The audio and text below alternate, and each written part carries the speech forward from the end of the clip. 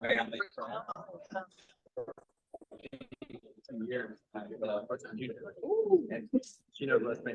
you, Ron.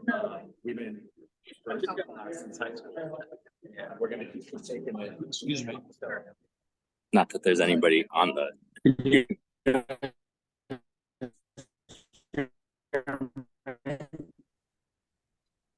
What's that? Okay, well. Oh, hi, up is this?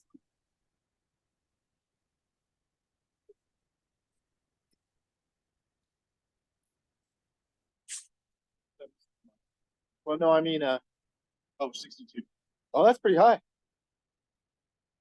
Yeah, it just happened to cuts down a lot of the atmosphere between us, but it matters a whole lot.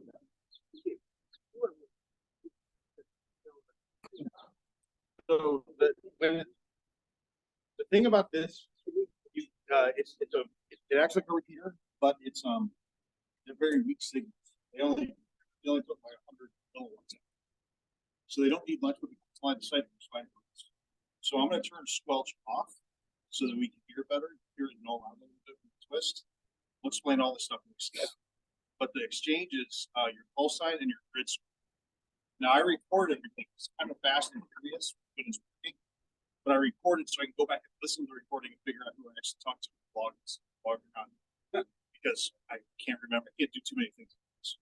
So I'm paying attention to my radio. I'm going to switch Doppler shift with transmission. It's 70 centimeter up, 2 meter down, and see how it works. And from an RF perspective, this is basically what the Pacific Science Center's Harris contact is going to be like. It's just UHF, or it'll be VHF.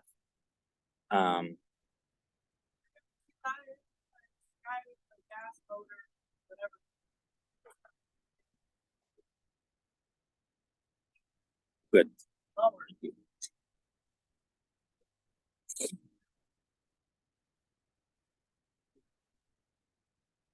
Right.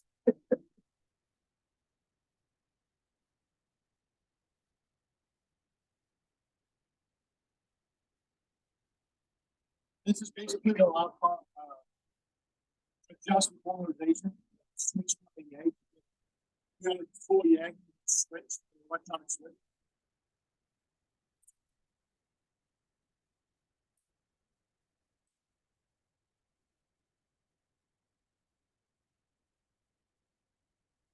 You hear it?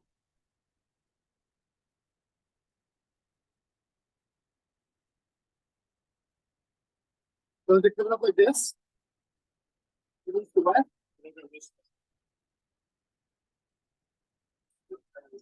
Southeast to northwest. I'll just keep an eye out for it.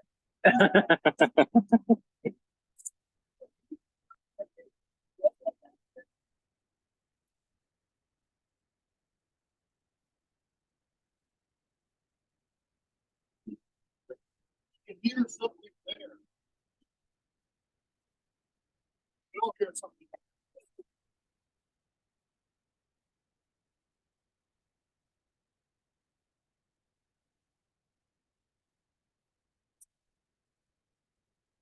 Oh yeah, you hear the.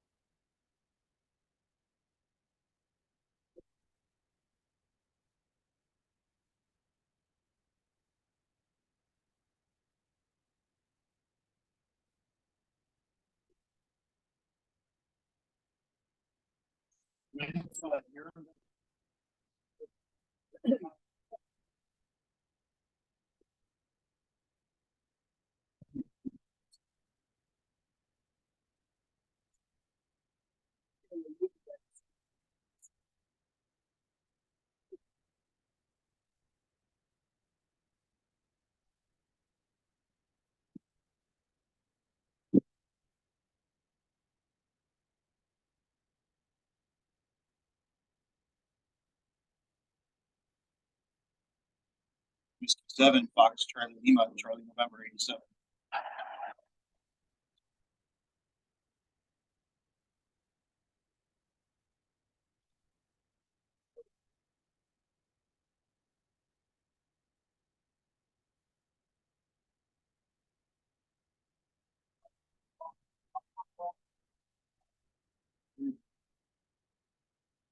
Whiskey 7, Fox Charlie Lima.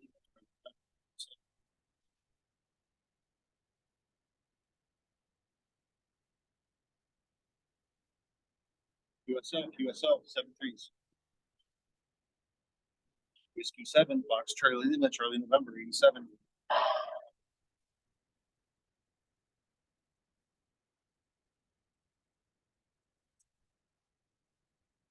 Whiskey 6, this is Whiskey 7, Fox Charlie Lima, Charlie November 87.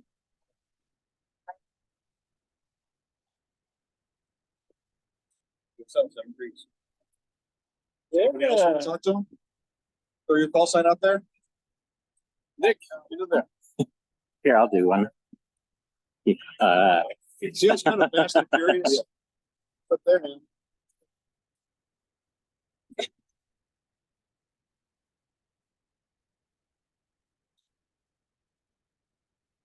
Kilo 7, Lima Zulu Mike, Charlie November 87.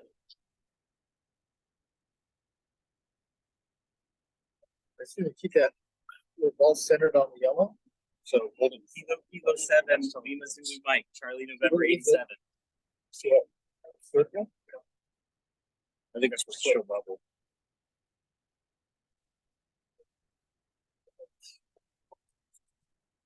Set.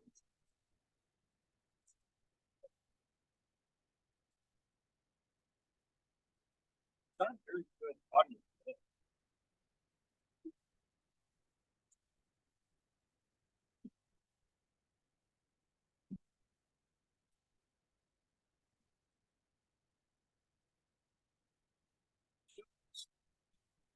Where the W7FCL? Oh yeah. I think we're Yep. Thank you. ISS detector. We're gonna go talk about everything that goes wrong. As you can see, there's a little bit of skill involved.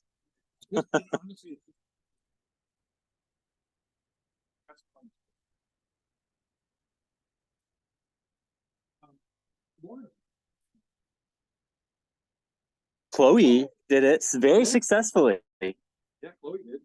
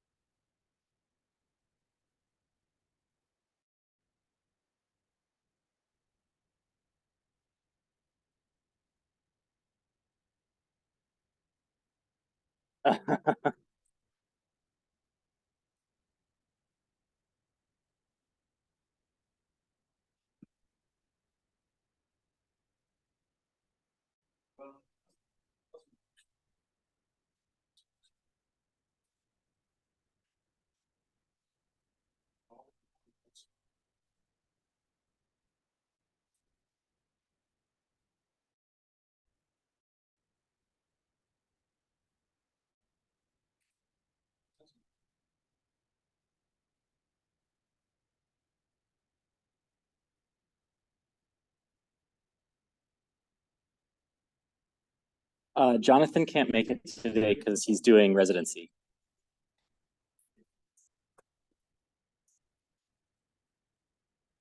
Oh, is it the Seattle Center? Yeah. That's right, yes.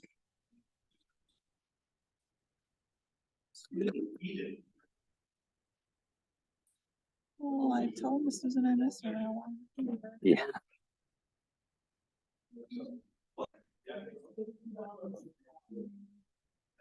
So today is this Administration and what else? Have an interview. that we're gonna share. Mhm. You know, we should put it- Cool. And then I think Eric is gonna talk about satellite stuff Yeah. in general, but then also the Pacific Science Center station.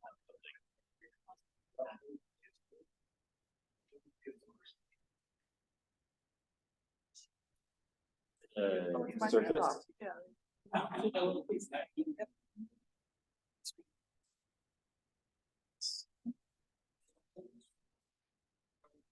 Yes, yes. Right. So Jonathan couldn't be here today. He's doing residency. Yeah. Sorry, this is where we're gonna be. All the stuff.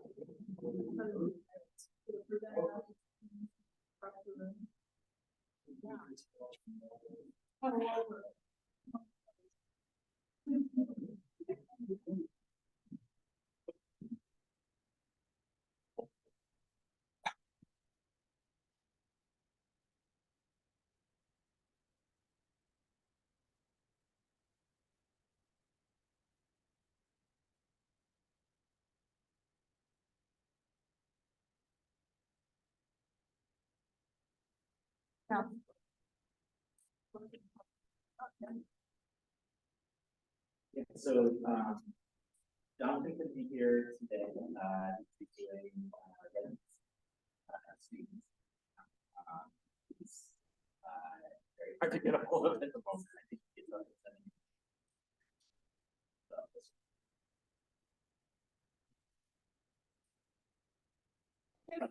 wanted to be here. Yeah.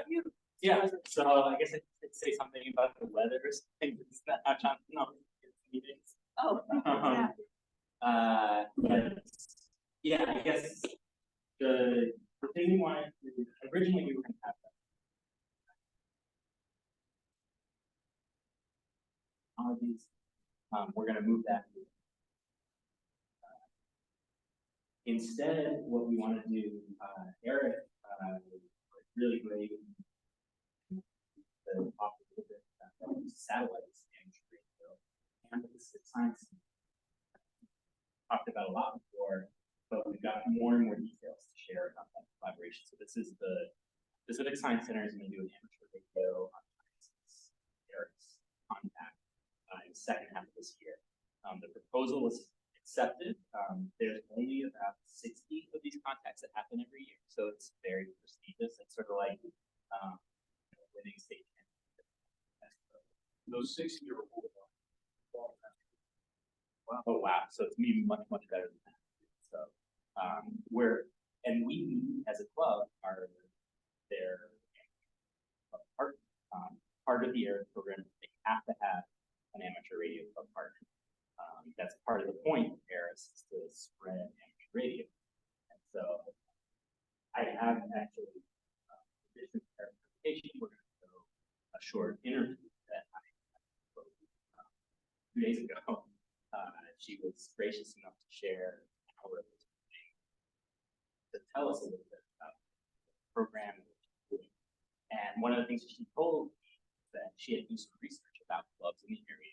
And she said that West Seattle stood out to all the club. We responded, so engaged, excited about participating with her, that it just made a lot of sense working with us. So we're very lucky at being to be part of this. And so we're going to hear a little bit about satellites and a little bit about the Pacific Science Center program, and then we're going to hear Chloe her perspective, what she's doing and everything that is part of this contact. Because the contact, it's not the AIRIS program. It's not just a 10-minute talk with an astronaut, which is pretty cool, but it's a whole set of programming before and after the event. And one of the things that she said to me was the Pacific Science Center is using this as a test case for amateur radio at the Pacific Science Center in general.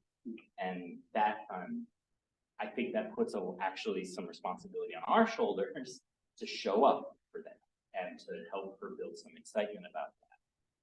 Because it is possible that amateur radio becomes part of what's going on. I guess with that, I'll turn it back over to Eric and we can learn about satellites. So you kind of know what I know with what we just did outside. This is not hard, a Valvang radio technician license, and you don't need that antenna. That's a really good antenna. It's called an arrow antenna. It's made out of arrow shafts, but it's you can get those things for under $200. You can make your own, do whatever. I first got introduced to this back when I hated ham radios a bit. Full disclosure. Every year my grandfather would buy me a set of code tapes, and every year I told him I'm never going to do this. No code came out. 2 weeks later, I had this. And then I got my 5 words and then got my tech plus. But at Ohio State, where I was a student, they had the ability to communicate with satellites. And the first astronaut that took ham radio into space was a guy named Owen Garrett, W7FCL, I think. Yep. He took a Kenwood radio up into space with him, and that started what was called SARC, which is the Shuttle Amateur Radio Experiment. That had no repeater on it. The only thing that you would do is talk to an astronaut. So at the school at Ohio State Stadium as a bell tower, that's where our radio club was. On the roof, we had dual Yagis with the Yaesu Hazel rotors, so we could point wherever we wanted to go. We had some computer control to be able to track it. So to me, it was really fun that you could hear these things happen. And then when I left Ohio State, I lost access to the shack. So we came back to just handhelds. This started again for me in 2019. Just wanted to do something with radio and get my kids interested, taking camping with me, a little easier than taking an HF shack. And I knew that in the evenings, especially with scouts and kids, if they could see the space station, there it is, aim the antenna there, and they're active and they're involved in part of this process. I mean, you guys, nobody could see anything today. It's just an app told me that it was there. So the first thing you gotta know about satellites is you gotta know what you want to talk to. So that was AO91. It was a Fox satellite. It was a collaboration with Vanderbilt University. And so they launched this thing up, and I think in 2017, I think. By the way, I know this because I just read it. So I don't know it because I memorized it.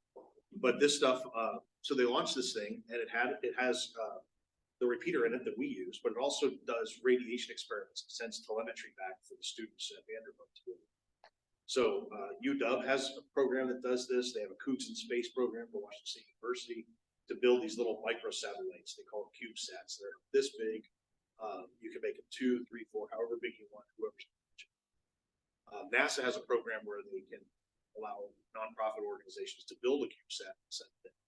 And that's, you'll hear from Chloe. Chloe is, her middle name should be ambitious because she really, I don't want to steal her thunder. She's 21 years old.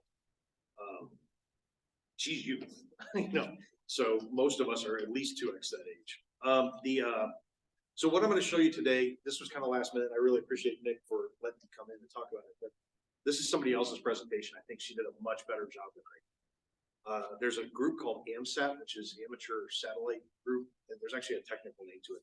It's a very well-funded organization. It's very big. I don't know how it compares to like an ARRL or something, but it's a huge, well-funded. They pay for a lot of satellites, a lot of the launches. I belong to them, and I can get a lot of information about the satellites, the journals that they post. It's kind of cool.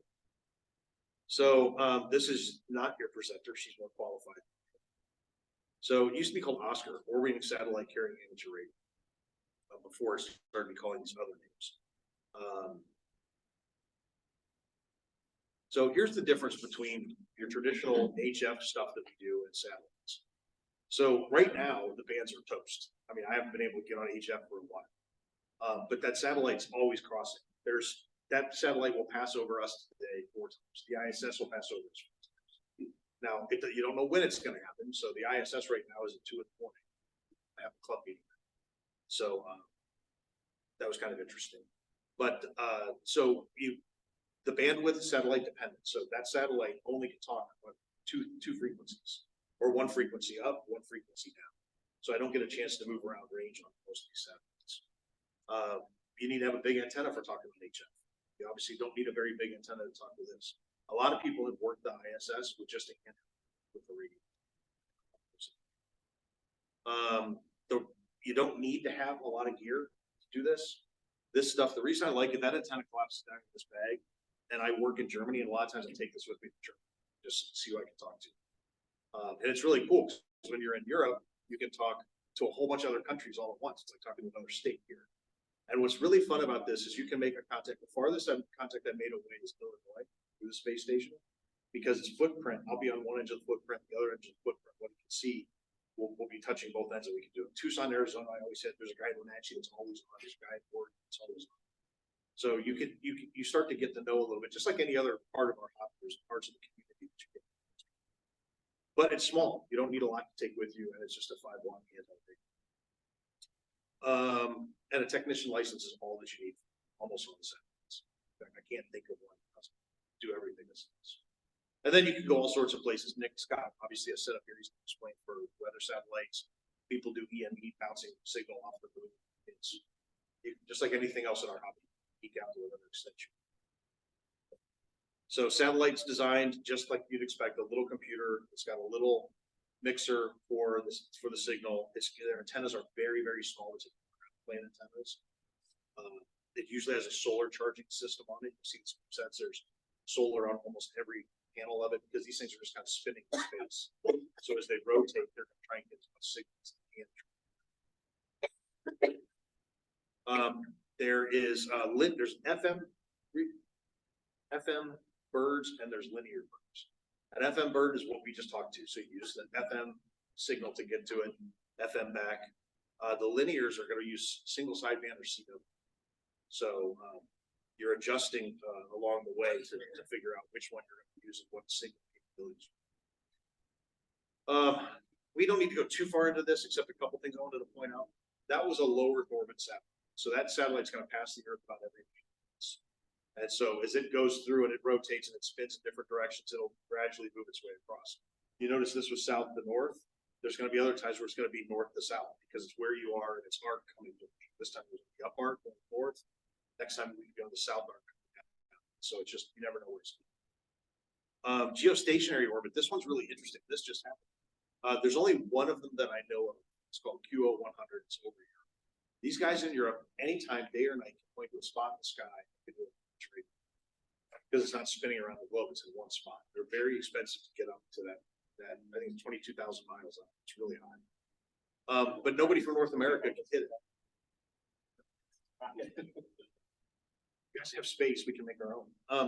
But the thing about this satellite is it's for Europe, but nobody in North America can use it. Until yesterday, I think it happened. Some guys at Signal Hill in Newfoundland took a big parabolic dish and aimed it right at 1 degree over the horizon. So we're never going to do it here, but they'll do it. When I met with the Culture Amateur Radio Club when I was there last time, that was a big thing for their clubs. Getting people on, talking on that satellite, using it. And one of the contests you do is how many grids can you talk to over a satellite? These guys are getting all of Europe all the time because this thing's always overhead. So just comparison, low Earth orbit, a lot of stuff's very, very close. The geosynchronous orbit, the stuff's overhead and stays there at the same time. The tracks, you guys saw this happen today. AO91. That was AO91. So there's an acquisition of signal. That's what we heard here. And then it went over. You didn't hear me do any frequency correction of the downlink because it was 2 meter. But I was correcting. I have 5 different signals in it for the uplink at 70 centimeter correct with Doppler shift that's going into the antenna. And you guys know Doppler shift from just cars, right? When they go by, it's really loud and then tapers down. It's the same thing with a radio. So that's what we did. We basically, I have an app that basically, there's probably 5 or 6 apps that tells me what the satellite is, where it's going, when I hit the apex of it. Greg was holding my phone for me so I could see it. And you just basically point and track. They do have sun synchronous ones. These go over the poles. So it tries to keep, you get more passes during the day. And then I want to show, this is more so like what you'll see. You can see the coverage, they'll go over continentals. This is what the ISS does. So it's moving constantly in different phases around the world. And interesting, in the space station, there's not just one radio system. There's a digipeater, so you can do APRS.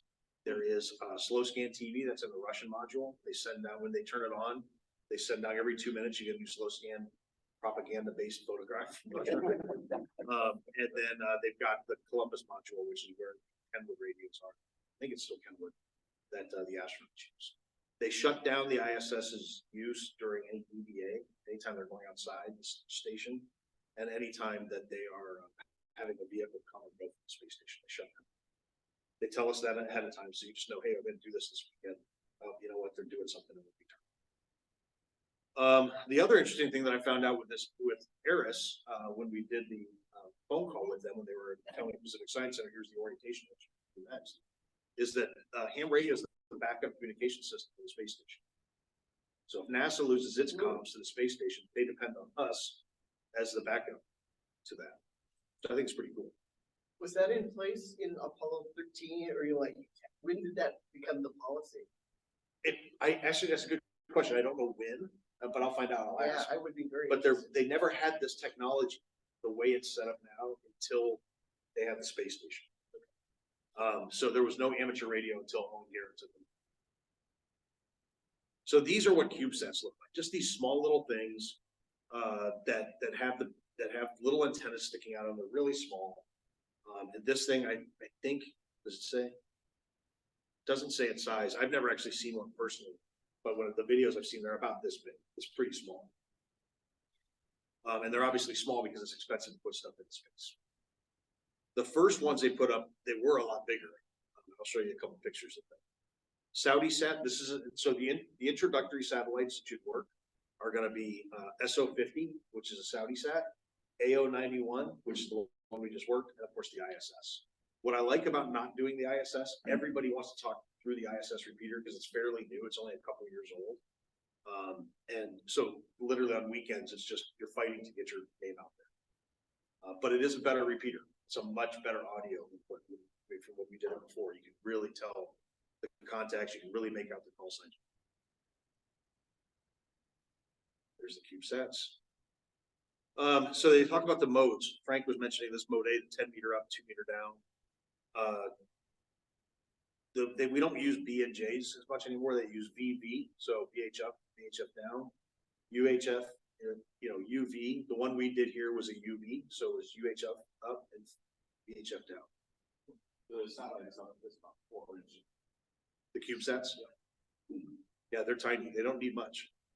And this is all you need to do. This is what we had. And I think the most important thing is patience. So Chloe, who you'll get to know here, her first time doing this on her own. So the Pacific Science Center, after we did this, the first meeting we had at the Pacific Science Center was Ryan Weber. Well, we did a virtual where we basically, what you do when you get a bunch of hams together, you pepper somebody with all the cool stuff you can do. And I think it was a bit overwhelming. So then I talked to her separately and said, can Ryan Weber and I come down and we just tell you what we do with kids, because you're doing this with kids. We just tell you what we do with the scouts and whatnot. And so we went down, we did a fox hunt, and then we did one of these passes. So then the Science Center bought a radio and this antenna and everything for them to do themselves. So her boyfriend lives in West Seattle, and so she was over there, and I said, there's a pass, do you want to go over and do it? She's like, sure. She gets out, she realizes this is a BNC connector. She has SMA on her radio. So I said, how close are you to my house? Now I'm in Germany at the time. My wife and my daughter are in New York, so there's nobody at the house. Here's the code. Go in the back door. There's my ham shack. Open that door. It's gonna be right there. And so she did it, and I'm watching on the camera in my backyard what they're doing. I didn't tell her I'm watching because I didn't want to freak anybody out. But I'm watching them point the complete wrong direction. What are they doing? I'm like, oh, I text her. I'm like, hey, make sure your squelch is off. Okay, so she turns the squelch on, but she still can't find anything, and they're pointing literally 90 degrees away. It's not going to. So then I got back from they didn't make it. And then I got back from Germany, and we met in the park and did this contact. And when I opened up the ISS detector, I said, well, here, turn off the other satellite. She's like, there's other ones in there. So you got to know how the gear works. This is where the patience comes in. She was tracking the Chinese space station. So clearly she's not going to find ISS if she's looking at it. So the first thing is knowing who you want to talk to and where it's going to be. The second thing is having the gear to basically to do it. And then the third is just knowing how your radio works, knowing how to turn squelch off, listening for that nulling out of noise when you start hearing signals coming. But I would be willing to bet. Now I've got it down pretty good where I can get in contact pretty well. When I first started out, it was all APRS, and I would try and beacon to somebody really quick. And it was just, the ISS usually get about a 6-minute pass for what you can actually talk with these kind of antennas. And there's many times where, oh, well, went back in, I'll do it again in 90 minutes. This is where you start to get, if you wanted to get more into it, I don't have any, it's where you start to get the different rotors in there, and you have computer control. We'll talk about this when we talk about the space station. You can take this stuff as far and as crazy as you want to go. This is obviously a very old file based on just the radios they're talking about. Ideally, you've got a full duplex radio, so you can hear yourself. Frank was mentioning that you want to hear that and hear yourself, so you knew you were making the satellite coming back. They no longer make an HT that does full duplex. It shows 2004. Yeah, 20 years ago. 20 years ago. The principles are the same, the stuff is different. Really the only real full duplex radio for VHF and UHF was an ICOM radio, and we'll talk about that here in a second. But you can make a dual band work just fine. Especially, I like to record myself because it's hard enough for me to do a couple things at once. So now I'm trying to watch where this thing's going, trying to listen to the radio, trying to change the frequency, and I got to write down a call sign at a grid square. I'll never do it. So one of my pro tips is you have to be able to record your pass. Otherwise, you'll never remember who you talked to.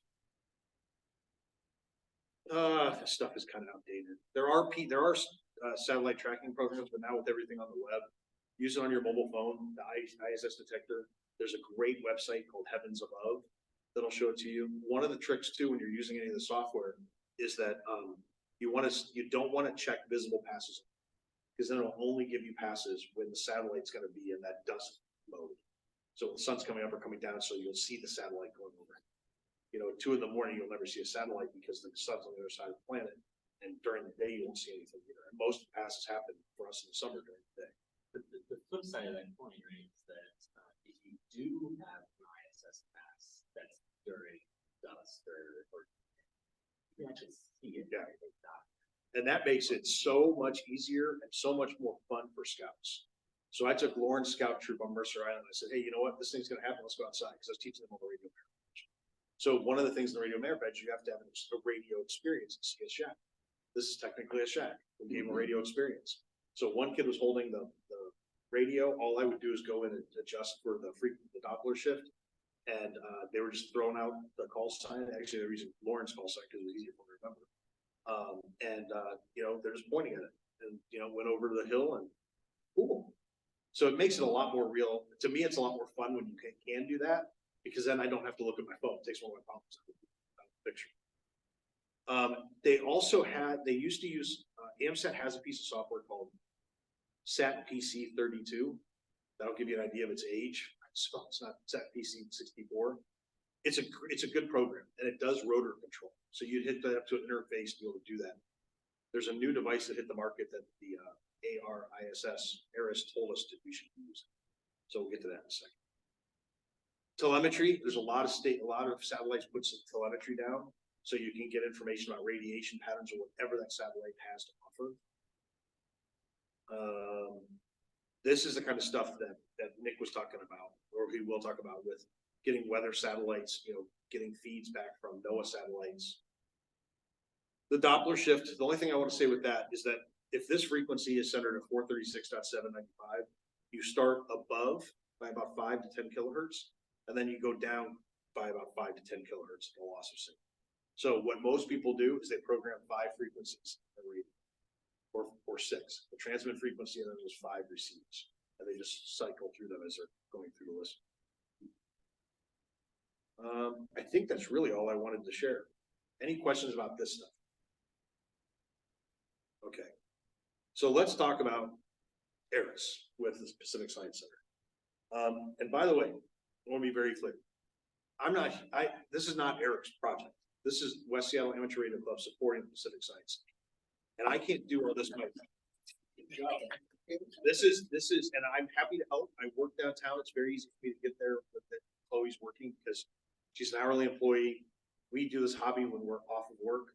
She's doing this at work. So, I've got to kind of meet her for lunch hour on Fridays. So we meet every Friday for 1 hour, at least for now, while we're working on an equipment plan. But let's just talk through this. You have to have, here, I'm going to make this a little easier for some people to see. I printed out.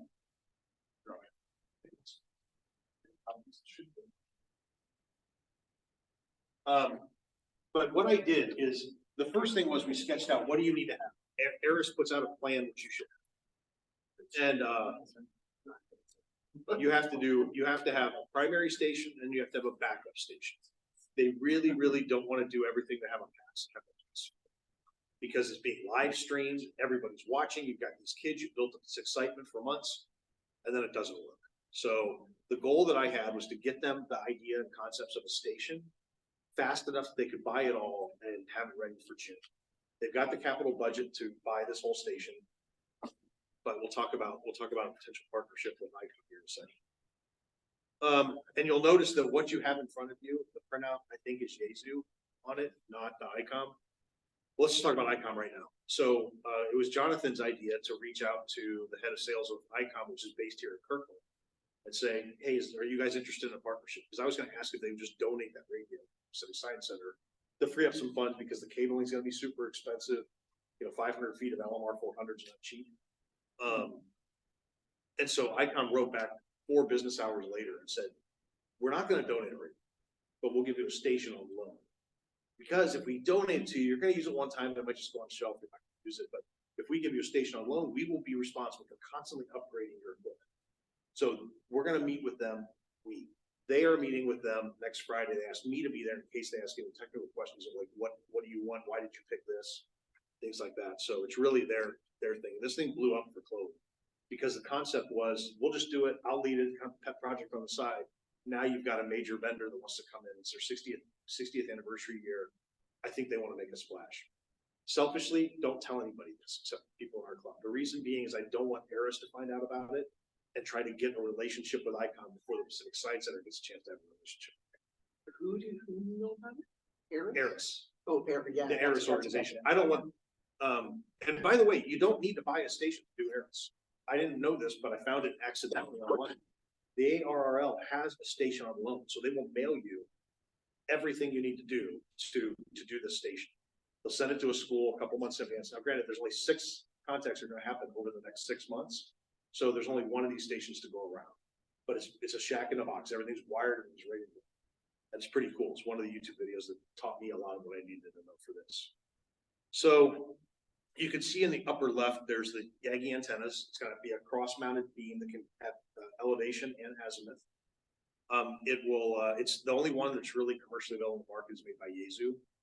There are other ones, but they get really, really expensive, really, really fast. High gain made the rotor, but with MFJ going out of business, that's not one you're going to invest in.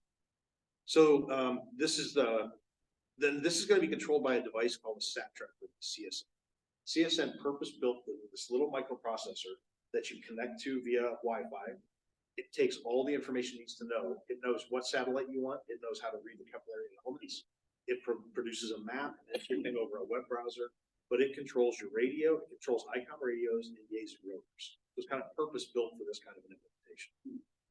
I originally had the computer was going to be doing the SAT control, SAT PC 32, but the guy at Eris said for $250, just get this thing. You can do any satellite, but if you've got those radios and that route, that thing will be able to set up and work.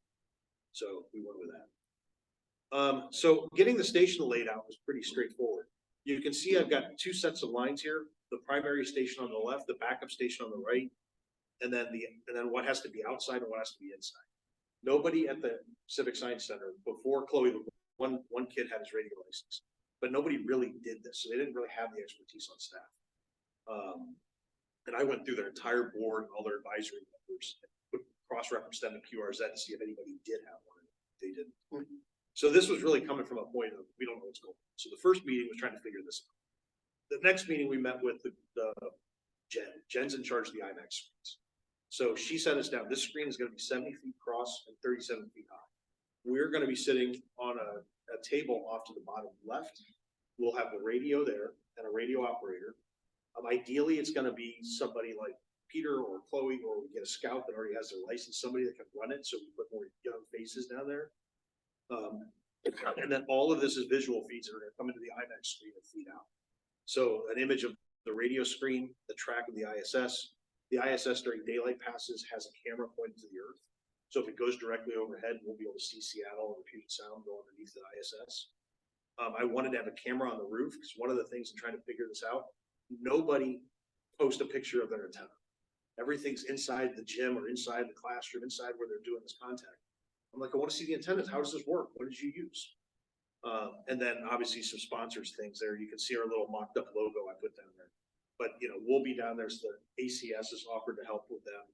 And then they have to do some programming leading up to it. They just don't have a 10-minute section. They'll probably have about 2 hours worth of content leading up to it.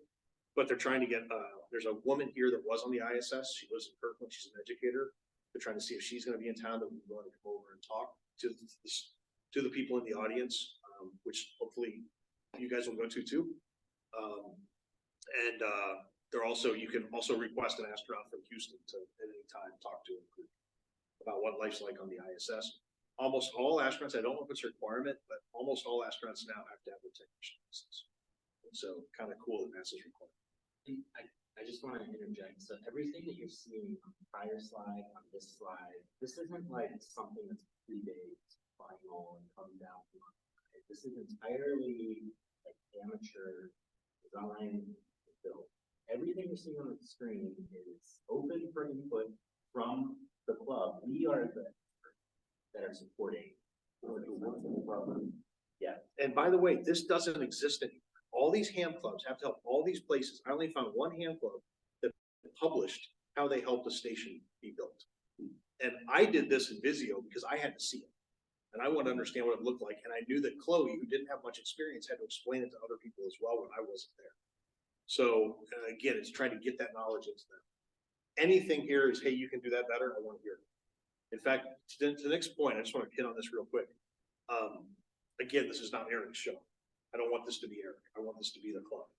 And I want people to be involved in whatever level that they want. If you're good to make logos or marketing, we'd love to have your help. I've already got one. I've got a couple people that have been voluntold, so thank you.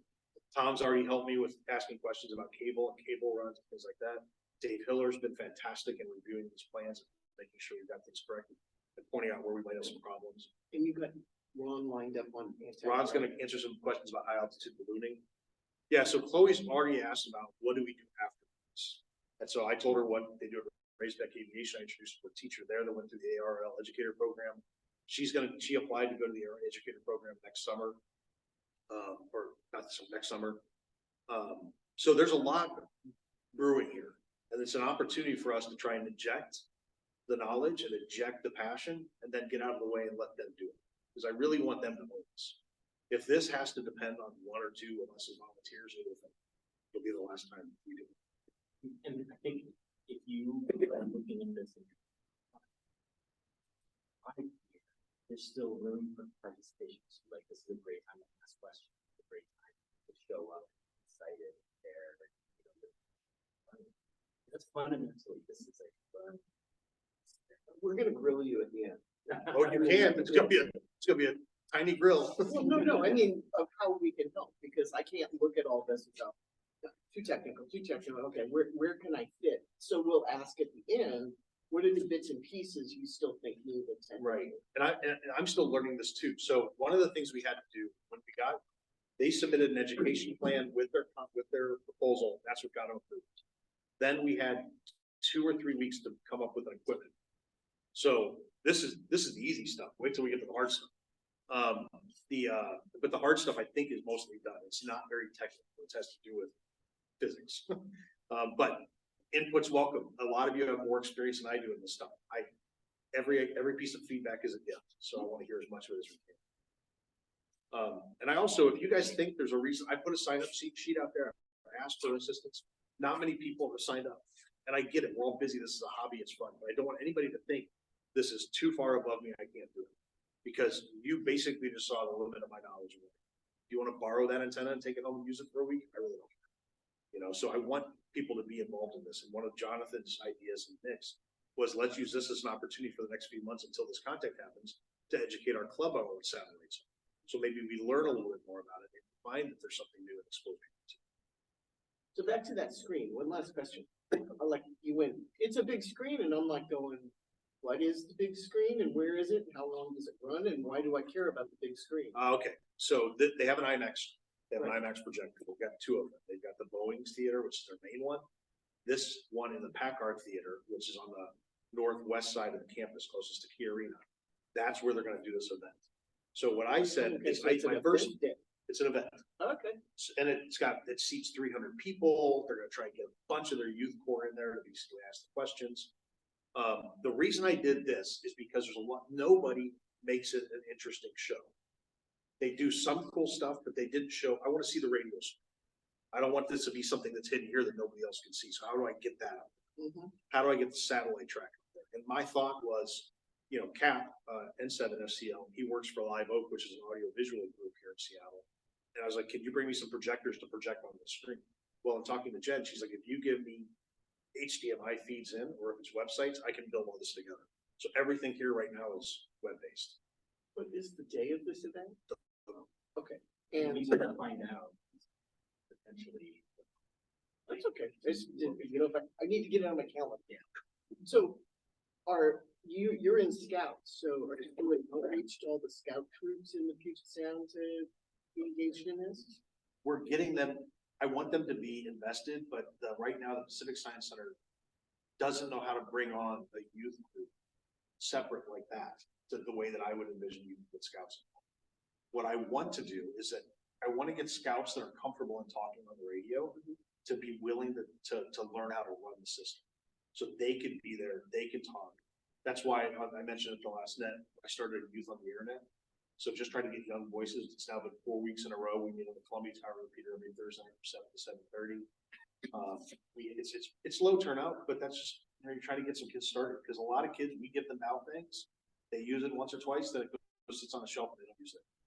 So I just want their voices to get out there and talk. And they'll talk about things like what's new. Like the kid was doing search and rescue, out of SDR to try to figure out how to do software defined radios. It's like, oh my gosh, HF is very complicated. Another kid was telling us about an AP Minecraft test that they made, which is kind of a fun thing for them. Lauren begrudgingly gets on and tells us, anytime you tell your daughter to do anything, it's bad. So anyways, I think there's a lot that I don't know. The education piece of it is all owned by the science.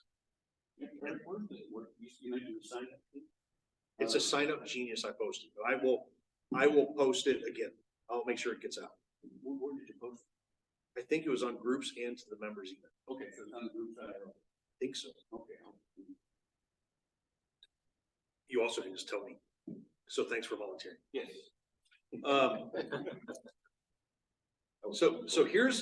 So now I got to figure out. So this is a historic landmark, this building, because it was built for the World's Fair, which means you can't drill any holes. And so, all right, I got to put an antenna outside. I got to have a radio inside. What the hell do I do? So the first thing I did was just go to Google Street Maps and try and get an overhead look. So you can see this is the north view. The planetarium is that circle up on the upper top part of that. And then the roof of the PACCAR is down there. One interesting problem is the only way to get up on the roof is to get up on the north side near the planetarium. That's the only roof access that's through the building. Then you have to walk all over the roof, other roofs to get to that. And that roof's 55 feet tall. And we don't have, they have a scissor lift that goes 28 feet. They don't require a ladder truck. Well, the first thing I did was ask Ryan Weber, hey, how big are your boom trucks? He's like, we can. So what if there's an electrical problem there?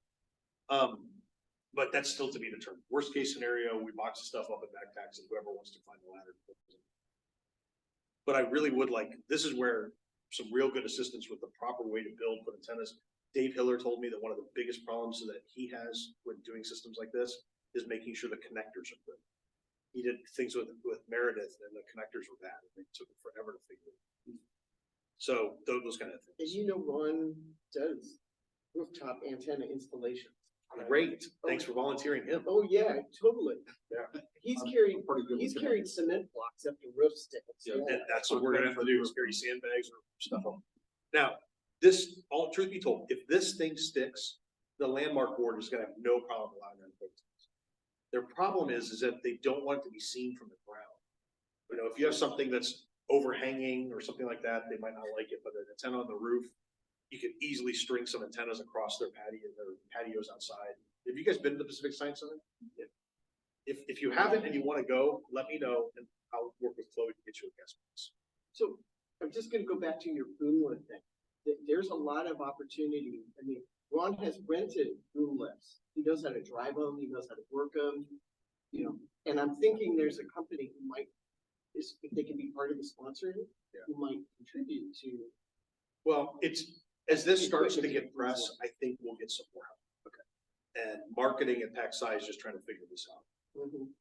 But I'm telling Ron, I'm writing it right down right now. Didn't We Ron need to just retire? exercise more. We have professionals, and that's what I said, this club has people that know how to do this far better than I do. So, and even if you don't know, if you know of somebody else that has a skill that wants to be involved, and literally this screen layout, you know, this is just Eric's stupid idea of what things you can show. There's other ideas of things that might be interesting or content. Jared, how seriously did you talk to the ACS team about So specific skills? so what Chloe reached out to 3 clubs. One club said, I'm not gonna do it with you unless it's exclusive with us, which is not how ham radio works. So I said, you happen to hit on the wrong one. And there aren't many special services clubs out there. We are one of them. This fits perfectly in our mission. It's fantastic. I introduced Chloe to Tim, WT1IM. And he's like, yeah, thanks. You know, I don't really know how this fits. You know, we can maybe teach a little emergency preparedness, but they're not a nonprofit.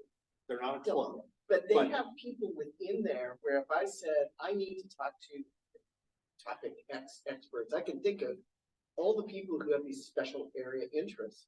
So there's a talent pool out there that Tim is not gonna take the initiative to go straight through. So I'm a member of ACS, and I don't mind asking questions of them, and I'm gonna get on one of their weekend meetings, and tell them about it. I want to get it a little more baked, because I want the Pacific Science Center to be telling the story. Right now, I'm telling them the game people. I want them to be able to reach out and tell them. Chloe has Mondays off, so she doesn't normally think about getting on the net. So, but we'll eventually get her here. She does want to. She wants to, she expressed that to me in the interview that I might just show highlights of. She said specifically, she really wants to get on the net. It's hard for her to fit in the schedule and So, yeah, let me keep going through some of this stuff. These are all good ideas. So what I did is I flew my drone over there. I took it down there and flew it one day when they were closed, and flew it up and looked at the roof itself. And we found that there is an entrance in through a vent pipe that's right there. So I can drop the antenna cables down from the roof, get them into there. Now, one of the questions I have is how do I protect the cable so it's just banging in the wind? Because I can't drill anything into this stucco. So we're trying, that's one of the problems. But then this is what I did. You have to give them an obstruction analysis. And so what are the things that are there and how big? Now, the drone couldn't measure this. I didn't want to go up with a protractor. So what I did, this was actually pretty fun. I had a panoramic view of the building. I knew how it was laid out, where the vectors were for north, south, east, and west. I went on Google Earth. I figured out how far something was across. Pacific Science Center said, hey, our arches are 135 feet tall, 80 feet higher than the roof I'm on. So if I knew the distance, I used a little bit of trigonometry. So I could tell my kids to actually use it and could say, here's what the obstruction. And really here, the major obstructions are the arches in the city. They're not worried about the space station or the space at all. Now, why this is important, they will pick a pass based on what's going to minimize the obstructions of the roof. So nothing's going to go head over to the east. It's going to go to the north, the northeast, coming from the west, whatever. So then I just basically came up with a plan. So now I got another problem. Now that I came in, how do I get up to the theater? Well, the facilities guy says, wait a minute, we did a core drilling. We had some electrical upgrades. You know, you just ask enough questions and it makes them remember. So they found a core hole, a core that was drilled and went through a floor. So once that comes there, now you're up in the theater. And you can see here the Packard Theater, you see the screen, the event stage. And then we're going to set up this station for them and have it working so that we can leave. We can remote in if they need help.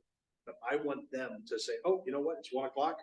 Let's go bring some staff in here. And let's go do a pass. They need to practice talking to the space station from here. The more practice they have, the more chance of success. So I put in some cable runs, put that together, and that's pretty much it. ICOM. So Jonathan reached out to ICOM. ICOM wants to meet with them. We're keeping that quiet until it's finalized. That's why I put the ICOM radio in the backup station in what you just saw. Because we don't want to offend them by thinking, oh, there's a Yaesu rotor. If they have a different rotor that they want to buy into, great. The total station looks like it's going to be about $6 grand. The Pacific Science Center has that capital budget they can spend the whole. So this is kind of fun to build a station for somebody else. But so we'll see how it goes. Because we've talked about it a bunch, and I think you actually hear it more authentically from Chloe. Nick, do you just want me to play the video from here? Yeah, do you have it? I was just gonna play, well, so the interview is like 25 minutes. I don't know what people's schedule is, and if there are people who are like, I mean, even 5 minutes, we want to show at least the last piece where she says how to get involved. But our folks good to stay for another 20, 25 minutes. Like, I mean, any attendance. Yeah, it's right here.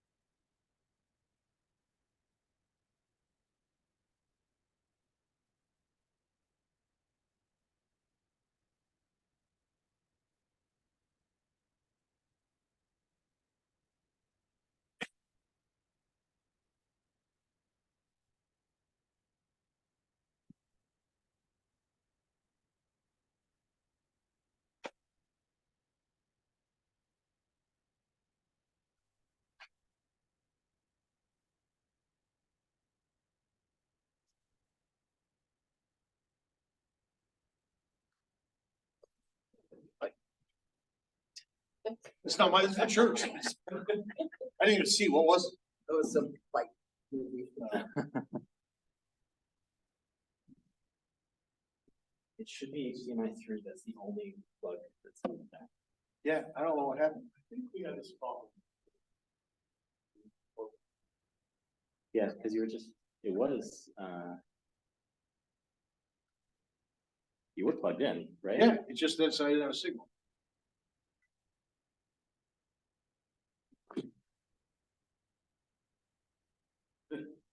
It recognizes that it's there.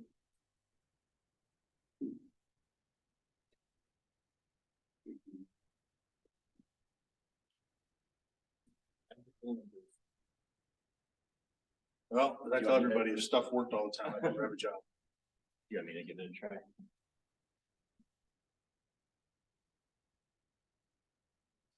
Yeah.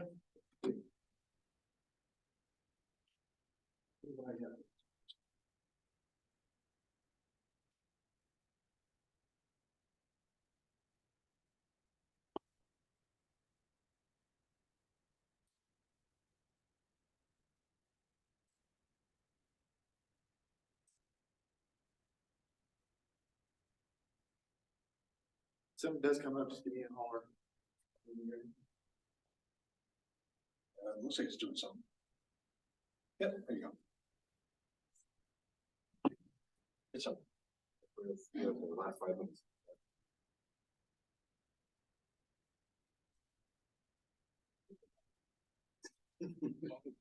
Oh, yeah. The copy thing is, I'm going to wonder.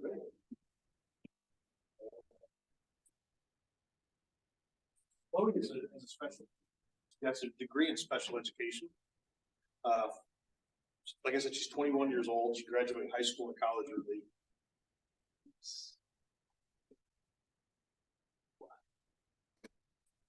Oh, God, where's my notes?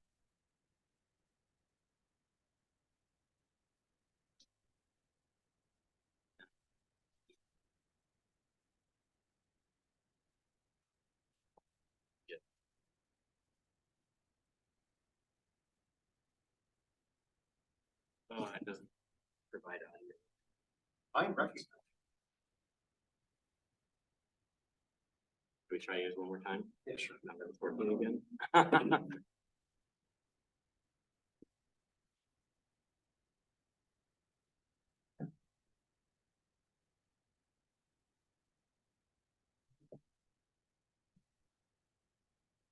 I can't remember what the building was used for during the World's Fair. It was not, I think it was it was like the Future Hall or something. Right.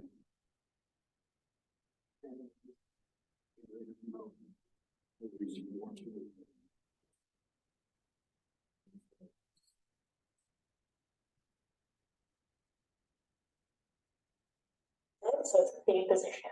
I think, so the Tinker Tank focuses on a whole bunch of interesting, fun ways to integrate all.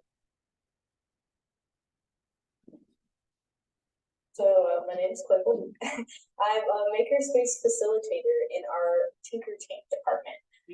So the Tinker Tank focuses on a whole bunch of interesting, fun ways to integrate all realms of STEAM. Used to primarily focus on like engineering activities, but now we incorporate all sorts of things. So my day-to-day is making cool things and trying to turn it into activities. Civic Science Center loves emphasizing people being curious and how we can nurture that through different types of activities or exhibits or whatnot. So we just try to support that mission.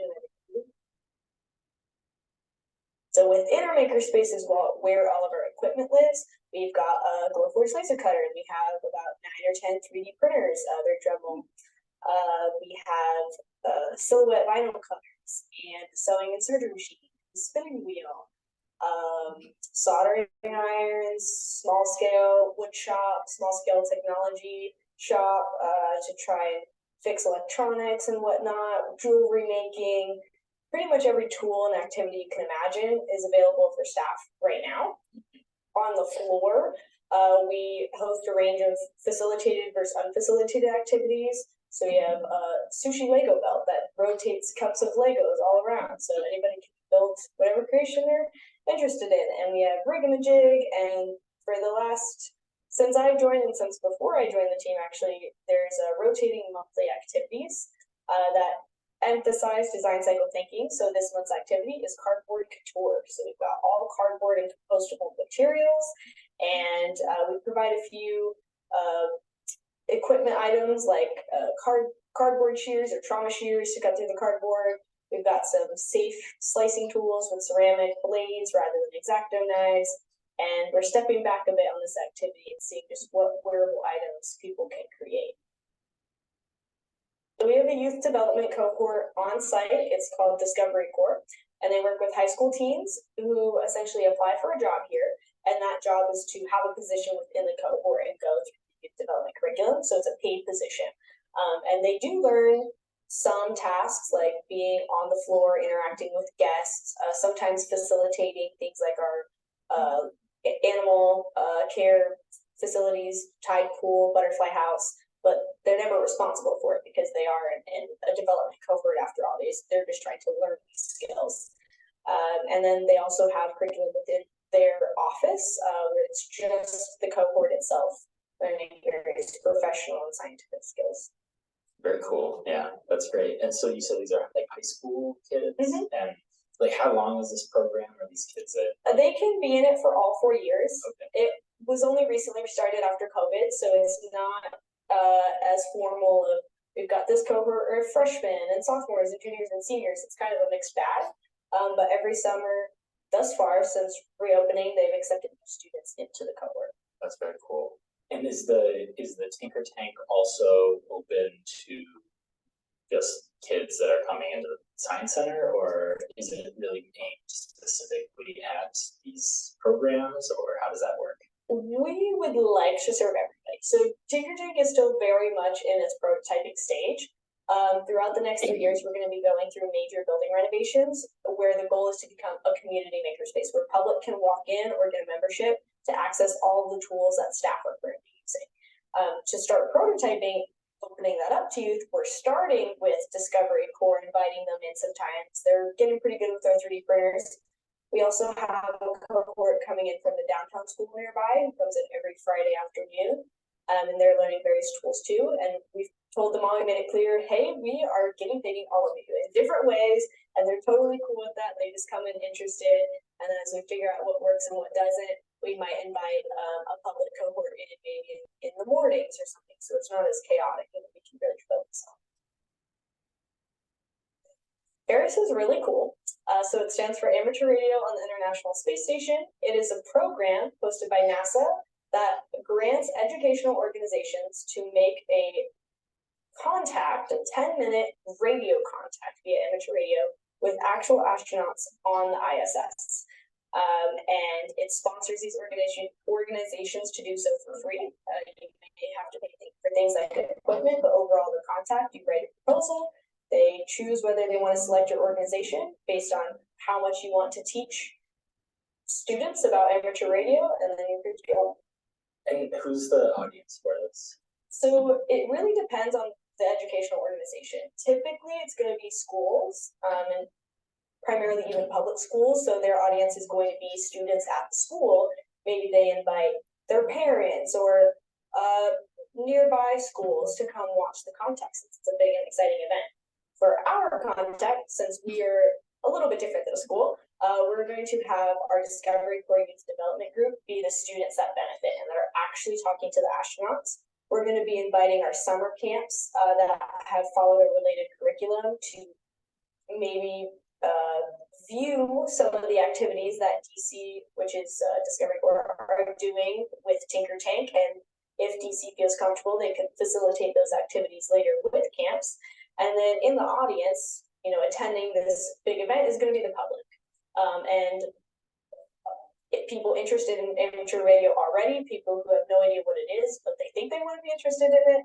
So we'd really like to explore as many avenues of populations interested in as possible. And is this also going to be live streamed or? Yeah. So it's going to be in our lecture space, which has live streamed multiple events before. So we're very comfortable with just whatever we put up on the screen is also going to be sent out to maybe our YouTube channel or other avenues of live streaming. And that's going to be through our theaters department. It's going to be a very short process. So I can walk you through what the event leading up will be as well. Sure. Yeah. So let's say you're an audience member, you just bought a ticket, you're going to be in an IMAX theater. So all these movie theater seats and this giant screen up in front. There's going to be some guest lecturers sitting up there, ready to talk a little bit about their work, some related to amateur radio, maybe emergency communications, satellite communications. We're trying to gather a diverse group of lecturers there. They're going to give their presentation maybe with some slides up on the IMAX screen, and then we're going to discuss what ARIS is. We're going to introduce the Discovery Core program and why we've selected them. And then the whole audience is going to watch them use a radio to talk to astronauts. They'll be able to hear the students asking questions. They'll be able to hear the astronauts' response. And then we'll say, if you're interested, here's how to begin. Here's some resources. Please come join us. Because Tinker Tank is all about building, tinkering, making, the activities that we are going to offer are going to focus on that. So we are going to offer building a tape measure antenna, which members of West Seattle ARC taught me how to do, and then we use that antenna for direction finding with the Foxhunt. So we're going to allow the teens to also do a Foxhunt around the Science Center. We're going to introduce other types of antennas like aeroshaft antennas, because that's a material that we'd love to see if we can source locally and have them, you know, cut the aeroshafts themselves to the proper size and whatnot. And so they're really going to get the hands-on experience of building smaller kits like attenuator kits or whatnot. Rather than an entire radio, but then they can work on fixing a radio. If we purposely break a part of it, they have to kind of take it apart and identify the components. And then practice small scale satellite contacts where we're not relying on the astronauts to answer, but mostly speaking through repeaters because I have a license so that they can operate under that. Very funny story. I find it funny. I really do not like using social media, and I barely used Instagram but there was one week where I was just on my Explore page and the most random videos kept popping up, and I saw a video of a guy holding an antenna, kind of turning it. And I was like, what could this possibly be? This was funny. So I read the caption, and it was, did you know that, you know, you can apply for educational organization to host an ARIS contact? And I was like, what is this? So I just started looking it up and getting into this rabbit hole of, oh, the proposal window is open right now. I can write a proposal and we can talk to ISS Action. That is all I need to know. So I went to my manager and I was like, I have a crazy idea. I don't even understand it all, but I feel comfortable writing a proposal. And she said, okay, go for it. And then people just kept saying yes to me, and I still don't really know why. So the more I learned about amateur radio was just so that I could write some sort of decent proposal based off of the Instagram video. And now I'm back to not using Instagram. I crammed it. I think it took me maybe a week or two of just going through. I was doing it at work, outside of work.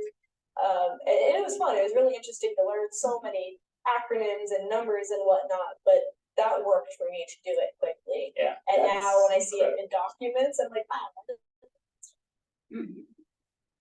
Made my first contact. I mean, I didn't really, but I was there for it. And Eric allowed me to talk on under his license. But it was a successful ISS contact. So when they came in and they taught me how to build the tape measure antenna, we did the Fox hunt. After that, we used Eric's AeroShaft antenna, and ISS was just passing over this narrow pathway between the Science Center and the park next door. And that's exactly where we made the contact. It was cool. Yeah. And I don't know if you said this earlier, but what's your call sign? It's Kilo 7 Romeo Lima Lima. Excellent. I just changed it for vanity, so I was like, I haven't said that in a bit. Cool, very good. Okay. And I guess have you done any contacts that aren't a satellite bounce? Have you done any? Yes, yeah. Okay. So I did a couple contacts with Eric's daughter, Lauren. We did it just on two sides of a door here at the Science Center.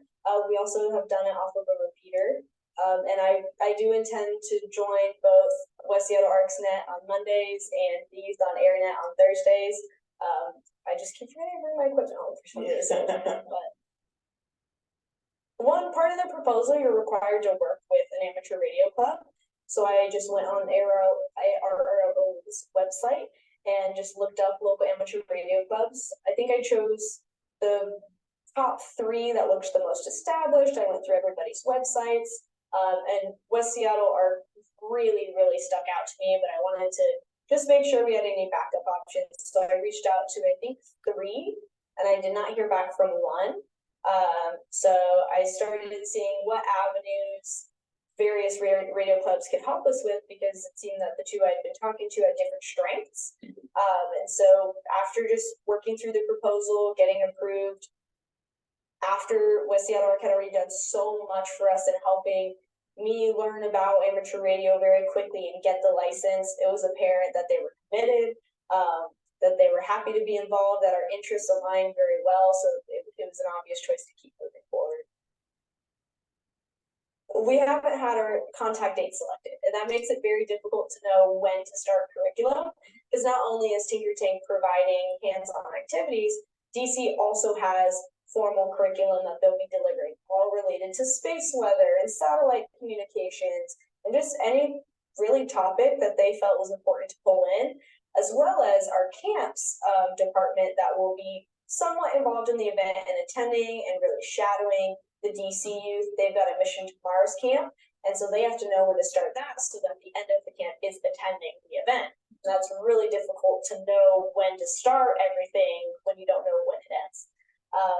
But in the meantime, we've been very busy, so things have been moving fast in the sense that we had to develop an equipment plan and submit it to ARIS and say, this is the equipment we're going to be using, this is how we're going to be using it. We had to meet with the theaters department since it'll be hosted in a theater, and then we found out we had to actually meet the facilities department because they're in charge of the roof.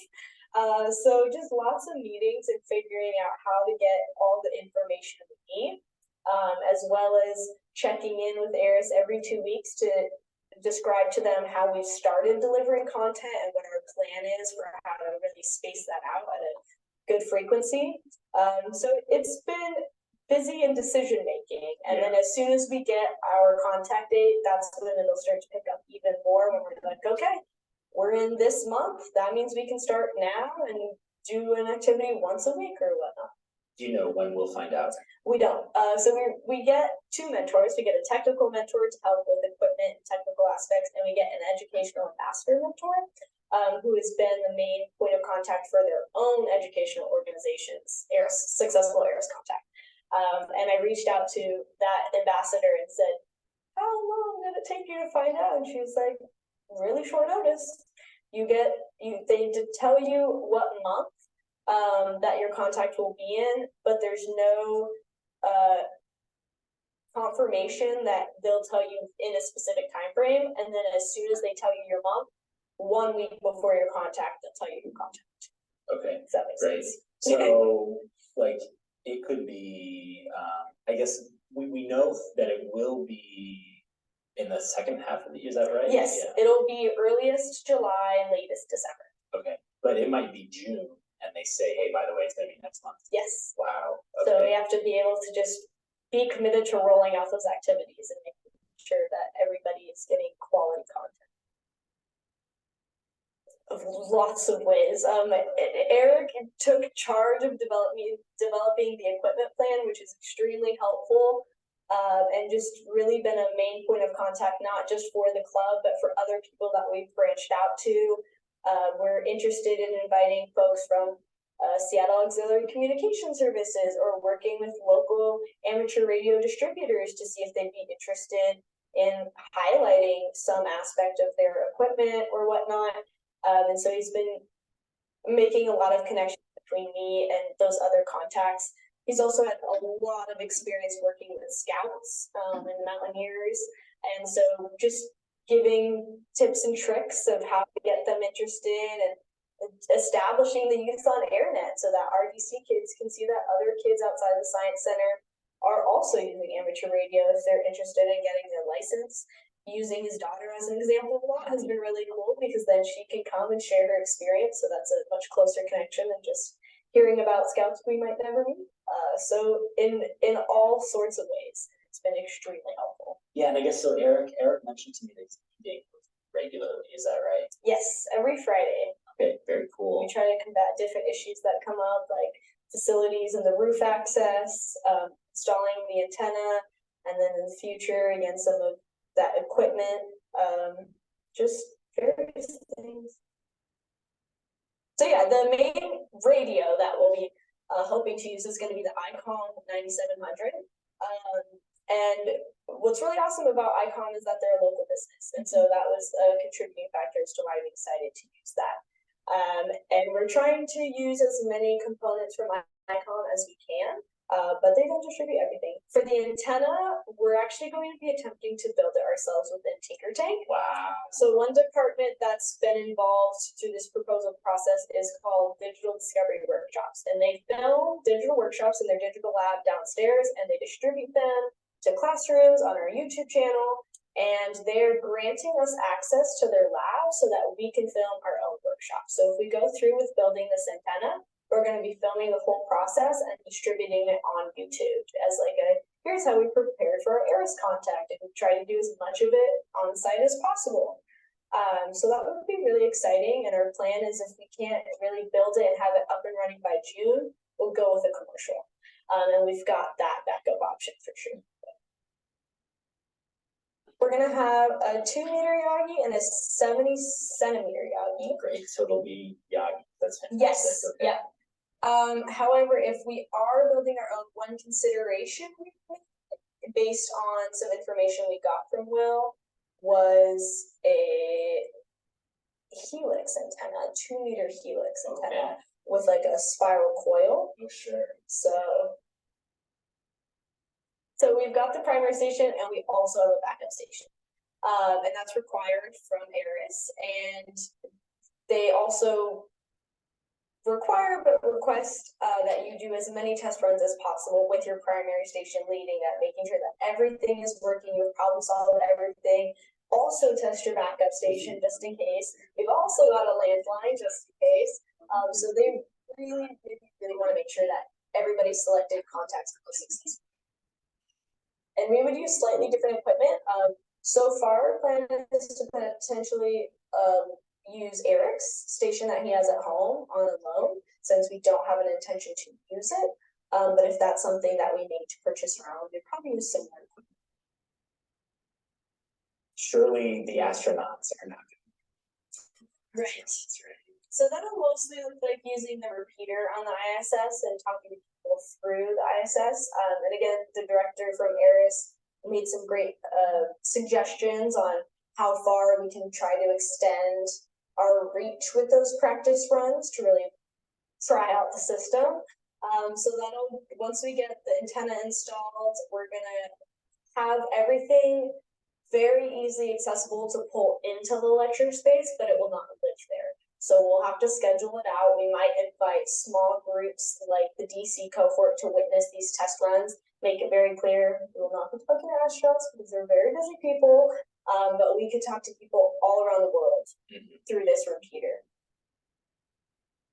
We're very interested in future endeavors, and we're actually going to be using ARIS as a way to gauge interest. If we have a lot of people attend the event and then ask us for resources later, we could potentially provide a sort of workshop style informal education to get them through licensure, or just even tuning radio to see what they pick up, what they can hear, but without transmitting. So we're definitely considering it, and all of the equipment that we use in our primary station, we are interested in keeping that as that later permanent station. So we've got this giant curved IMAX screen down at the bottom of the theater, and in between the seats and the screen, that's what's considered our lecture space. So we've got a set of gates that we can move back for people to sit in. There will also be that radio set up for when it's actually being operated. And then the audience looking up at the screen will have a video of the ISS down at Earth going over its orbit. We're going to have a video of the antenna on the roof actually moving and operating. With the rotor control, we're going to have the ISS orbit path splayed out. The cool thing about Tinker Tank activities is we kind of keep them in a rotation. We don't always bring activities back, but we always have the materials and any sort of like lesson plan available. If somebody's interested in pulling out an activity, we could do it as a short-term like innovation station. We can turn it into a long-term, monthly unfacilitated activity. So all those sorts of activities with antenna building and box hunt, we're going to have the equipment ready to use whenever we have a group interested. We're prototyping different types of teaching styles with something like cohorts. So if we do have an amateur radio licensed cohort where we lead them through licensure, they can access all of those activities. That's when we can pull in the curriculum from DC if they're willing to share, from camps, or each year that camps offers their Mission to Mars camp, the youth in that camp. Oh, internet.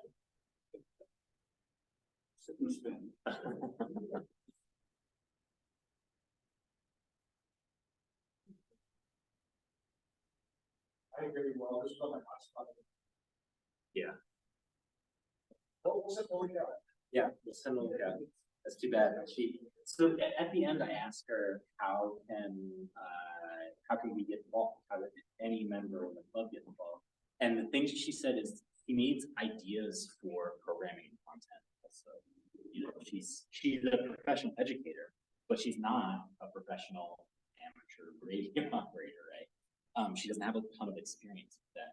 So if we have ideas about things that she could be doing, whether it's workshops, building things, whether it's activities, whether it's practicing operational skills like that, any of that stuff, she really wants that information. And so if you have thoughts about like, wow, I think it'd be really cool if they, they did a unit on emergency communications and how that works, or there was a activity about HF contesting that might be really anything. She needs that kind of material because part of the ARIS program is in the months leading up to the contact, she's supposed to be running workshops and other kinds of activities. And so she needs those ideas. And she's gonna be looking to our club, right? And so that's a place that, like, if you have thoughts about that, please, share them. Eric does have the sign-up sheets, but that's really just a list of names, basically. And but there's also a section that sign up. How else do you want to be involved? It's an open-ended question before whatever you want. And so my goal, my hope for this is that our club has a keen sense of ownership of this whole process, that we document it extremely well, that it's a story in QST, because that hasn't been told as much as it needs to. Which is another place to participate if you want to help write such an article. It's not like there's some blessed person from the club who's gonna just do that, right? But also just documenting this, keeping track of what have you been doing, Eric, how many people log and everything. It's keep it as simple as that. Yeah, if you like to take photographs, that's a place to help, right? But my goal is this is all well documented, packaged up nice when we're done. Here's how it worked, here's everything they did, so that if any other organization wants to do it, they can just pick that whole thing up, understand everything, because this isn't really easy to find out this information. The equipment plan that I put together, that was all homebrewed from visit. But there's another school that's already interested in this, and that's Raisbeck Aviation. They've got an aero educated person there. It's easy for them to set this stuff up, and they've got the budget to pay for this. So I hope it's just rinse, repeat, and we do it for them. Yeah. But as you can see, a 21-year-old is passionate about this. There are a lot more 21-year-olds that do the same thing. If you heard the key thing she said, I got on social media. So she focused her energy on the original social media. Remind me, you are on social media. But there's just so much potential. That's why I've been. But as I told May, one of the things we got to think about, where we also need help, marketing, public relations. We're going to have so many people. I don't want to do this thing and be like, oh, we should have made T-shirts for this. We can put like Tom's shirt. We can put something on there that people can see and know that we're a member of this and have some pride in it. And so who's going to talk to when King 5 says, hey, tell me about your club? Somebody might come to Field Day and want to talk to us about it. There's just so much potential to really get excited. We're hoping that Chloe will, by the way, submit a proposal, by the way, to Field Day. So if nothing else, just have her come out, and if she wants to have a table for the time, great. Wants to come out and have a burger, great. She already committed that work will give her, work is going, they are hiring, they're going, right now they have 5 days a week that they're open. They're going to 7 days a week here in a week or two. They hired somebody to give her 2 days free. So work will be free to do work for us. So she could sub a Friday to go out and work. I'm very cognizant of the fact that our hobby is done when we're not working. Yeah. She's using our hobby when she is working. So I don't ever communicate with her on these things. But our goal, and so part of the marketing, part of that's right. Our goal, the reason why we're doing this as a organization is to promote the hobby, particularly to youth, but not through the science center venues. We should do the marketing that they don't even know about, that we know.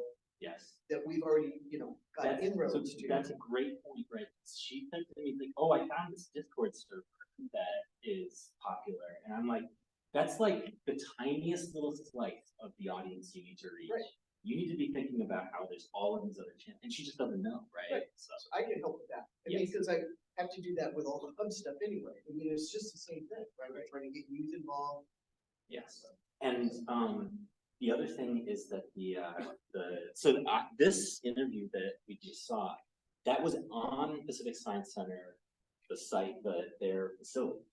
I showed up and they were all so excited I was there. Chloe gave me a tour and I saw all the other staff were super friendly. Their marketing department is like, they apologized that they had not gotten more support for it. So they are super, super, super excited to support this. They have money, by the way, to help support this too. Obviously it's kind of, that money is their game, but they want input on how they should direct. Yeah, it's and when ICOM said they'd come on site, that's when it got real, because now corporate giving's involved. branding might be involved. They're working on a partnership to give every icon employee an annual pass to science. So and from doing this to the Mountaineers, this is a draw, asking for $6 grand, asking for 20 grand is a drop in their advertising. So, and based on what they're spending at Dayton right now, let's take one of those used demo rigs. But think about this. This is where I want to make sure this is a successful event. And that's what my focus is on. But I just see all these other opportunities. I don't have the skills and I don't know what to do. There is a contract that May just said she'd sign to, so we should go there. But the contract's with the Science Center for us to be volunteers. We just don't want to randomly show up on Saturday and say, hey, I saw your video. Let's go talk outside about radio, because that'll obviously overwhelm. We'll coordinate it. We have to wear badges. We have to do background checks if we go on site. But you don't have to go on site and still be a volunteer to help us with this. You can completely never be there, provide just as much skill as people are doing. And then I'm hoping that all the volunteers get a chance to go there when we do the actual content. Another one of the later questions that I had sort of in the interview was like, well, hey, we're a club and we do our own programming. Like, what's is there an opportunity for the Science Center to support our efforts in the hand radio community? And she said that the Pacific Science Center, although we talked about the youth component of it, their mission is much more broad, right? It includes adult education. And so she was saying that Pacific Science Center would love to support activities like field day, like things that we're doing as a club, educational pieces of some of these other things like ECS does too. So she said also if they have this Tinker Tank is going for a $16 million capital upgrade. So they're going to see if they have room for a shack. The Arizona Science Center has a shack in there that they use, and they have a program with the makerspace. I think she said it in here. If not, it was in your wrong page. They have a maker in residence, so there would be an operator in residence that we could go down and operate it on a Saturday, a Sunday, whatever day people want to be part of, and then demonstrate it for others to see. Lucerne, Switzerland has one of these radio stations set up, and it's receive only, so you can go down there and tune around and listen to the bands. But hopefully giving people a chance to be as hands-on with making stuff in maker spaces. What do you think? Good use of our club's time? Absolutely, yeah. Thank you. Is that?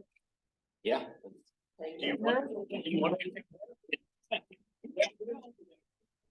if you guys didn't have a reputation, and didn't build that reputation even before I was a member, this would have never happened.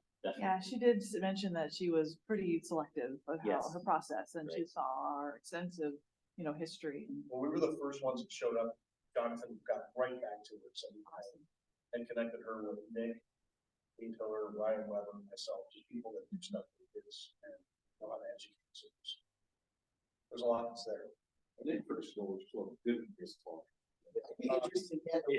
Just remember, we're still online Let's recording. pause right now. Push pause. So that gets No names. Do we need to be careful that we don't cross the professional lines? Give me an example. Okay, I don't know that I can. There's no money going back. Yeah. And I can't remember the exact regulations about teachers that are teaching, getting paid, and then can teach amateur radio. And I just know that they're.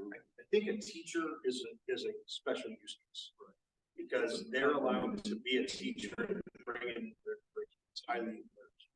But Just wanted to bring that up. yeah, no, I don't. That's a good question. Well, long as they're gonna get paid for doing that. And in fact, that's part of the agreement that we're putting together. Civic Science Center specifically calls that out. There's any of the money and fundraise, all of that stuff is on the Civic Science Center side. There's no remuneration for any. We're just the technical and advisory. We're basically a volunteer. Yeah. We want to get paid for this anyway, so much fun. I can build a radio.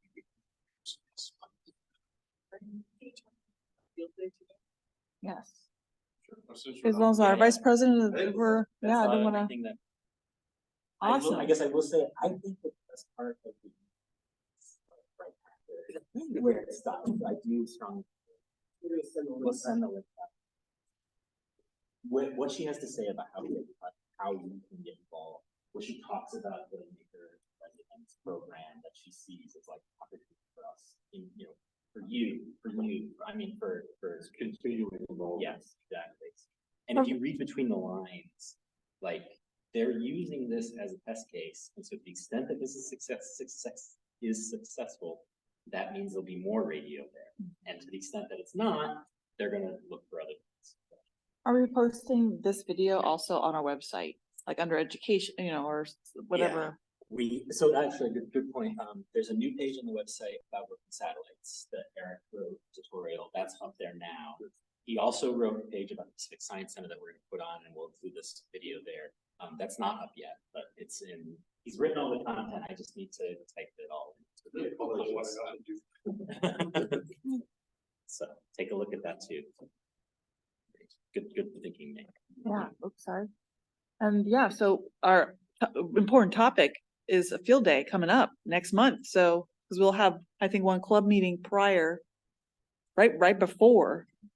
Right. We don't have a club meeting scheduled. Oh, we don't? For June because of field day. Oh, okay. Yeah. We So did. we canceled that.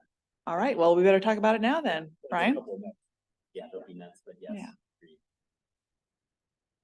Mr. Field Day. Yeah, so we have, we've been meeting with WSARC case, investigating the radio.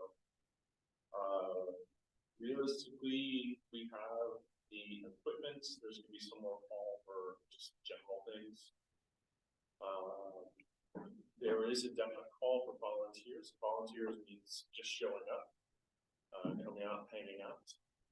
But we really need people that will be interested in running the radio and demonstrating.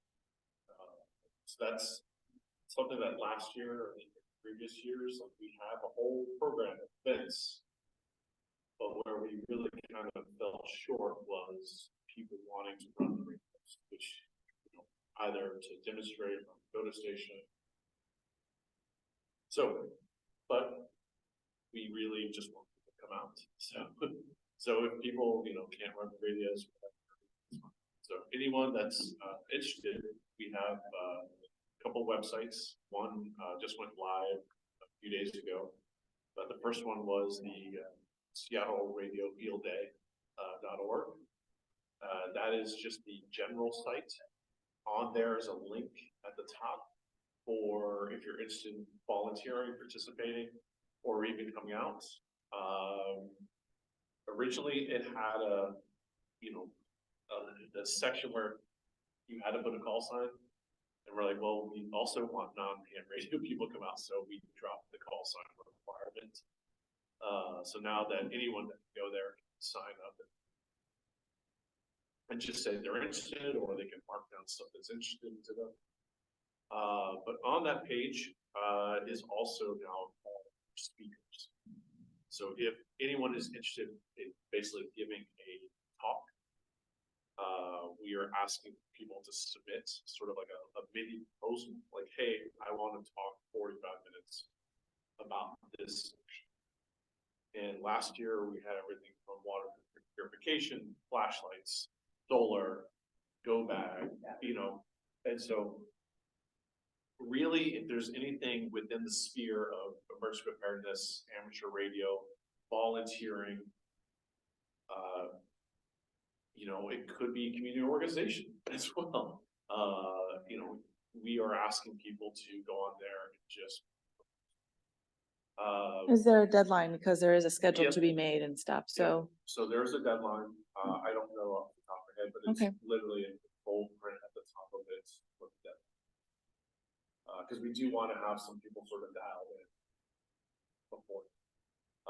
But just, we tentatively have ICON coming in a different direction. So PSRG actually has inroads to someone ICON, and they've asked them to come out. So completely unrelated to the partnership, but they might be out as well for Field Day. Washington State Guard is going to come out. We have a number of other clubs that express interest. They might be coming out. Yeah, our community hubs are coming out to set up a table, at least, yeah.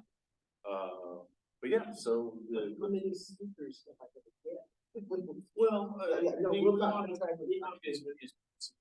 because if there's definitely overlap, then we know, okay, this is a new topic. we should do. And maybe couple up people, like if it's a similar topic, maybe they Yeah, I've can, got- you know. My next meeting I gotta go to, I'm gonna hear about this. I'll talk to you real quick, because I think I got another new speaker. So, but you know, volunteer wise, we are, you know, we keep asking people to sign up on the list. So far, I think only 10 people have signed up to volunteer. Which, you know, it happened last year as well, is we got very low turnout on the volunteer requests. But then come the day, we just had an abundance of people showing up for setting up. Which, you know, is you do what you can with what you have, but it's nice to have, you know, Well, we we- know if like 50 people are gonna show up on Friday. Yeah, we need to know a head count, especially if we're getting food for people. It's Yeah, so important that's to, the other if thing you're just is- gonna show up just to hang out, Yeah. that's fine, please sign, like, at least tell us you're gonna come. Yeah, So you're gonna be that's the included. other part is, yeah, it's buying food. It's good to know how many people are. gonna be there. So it looks like we're gonna try to partner with Fix again to bring out burgers. On Friday. Yeah. But yeah, we'll. Lunch, dinner. Lunch again. No, breakfast again.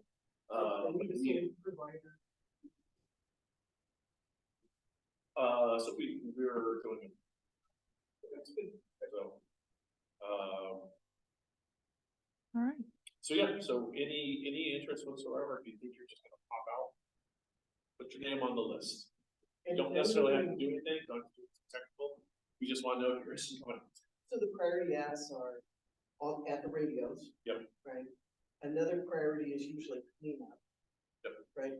And then, the speaker call for speakers. Yep. So, So, club members watching the video, if you can help in that order, that would be very helpful to sign up.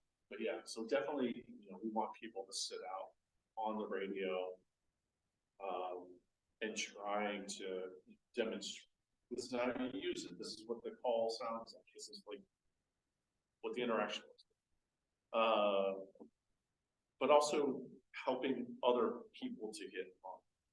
So if no one's on it, then no one's gonna be helping anyone else to help anyone on it. And so it just sort of will sit there while everything else is kind of going on. So we're hoping to have a big fun event. We'll be camping out in the South Seattle College North parking lot.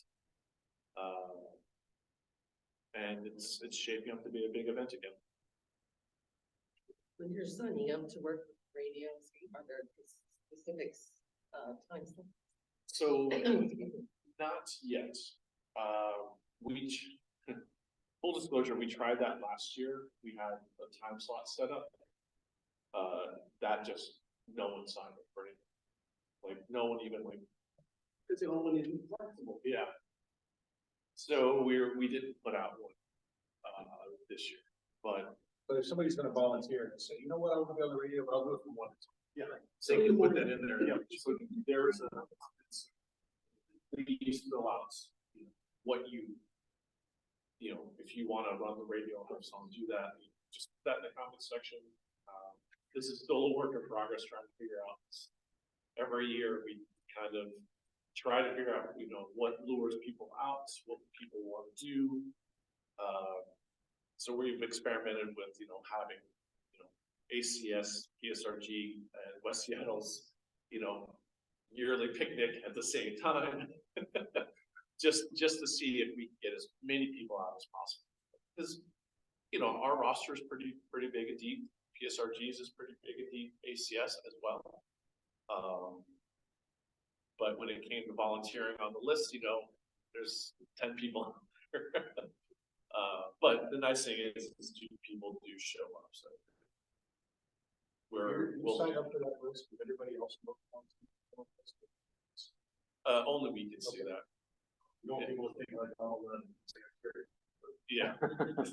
So, but like I said, it's just, if you think you're kind of come out, if you're just gonna eat a burger, put your name on the list.